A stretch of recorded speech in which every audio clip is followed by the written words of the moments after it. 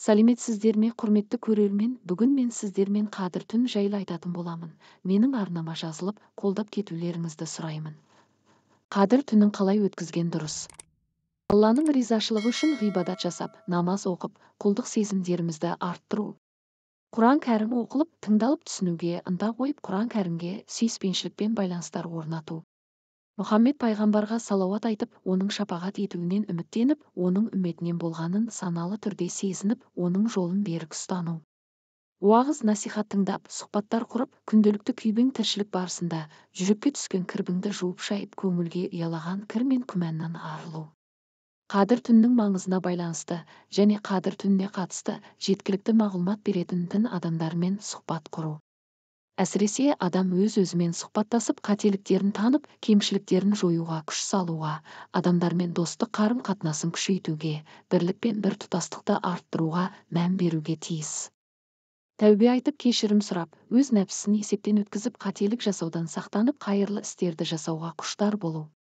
Алланы зікір етіп, еске алу мен жүрекке тыныштық ұялатуға барынша әрекет жасап, иманды күшейту. Жиі дұға жасау керек, өйткені дұға адамды ұлы жаратушыға жақындататын дәнекер.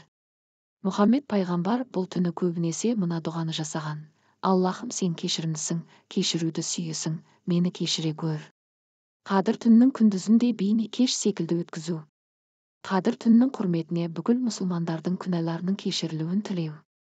Қадір түннің жақсылыққа мұрындық болуын, достық пен бауырмашылдықты арттырып, ислам әлемінің біртұтастығын және күллі адамзатты апаттардан сақта деп тілеу шарт. Шамасы жететін сомада садақа беріп, садақаның қабыл болуын сұрап дұға ету. Қадір түні ұйықтамау керек пе? Қадір түні күн батып, ауыз ашқан сәттен бастап, таң ататын уақытқа дейін жалғасады. Сол себепті мүмкіндігінше ұйықтамаған дұрыс.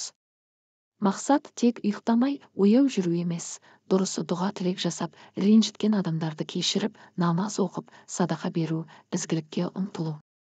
Есік-терезелерді ашып қою керек пе? Қадір түннің құрметіне дастархан жаюдың қажеті жоқ. Үйге жақсылық кіреді деп есік-терезелерді ашып қоюда қате түсінік. Бұл түн құлшылық түні. Алла сіздің дұға жасап, намазға жығылып, кешірімді, мейірімді адамға айналғаныңызды қалайды. Бұл түні сізден өзгеріп, мүлде жақсы адамға айналғаныңызды күтеді.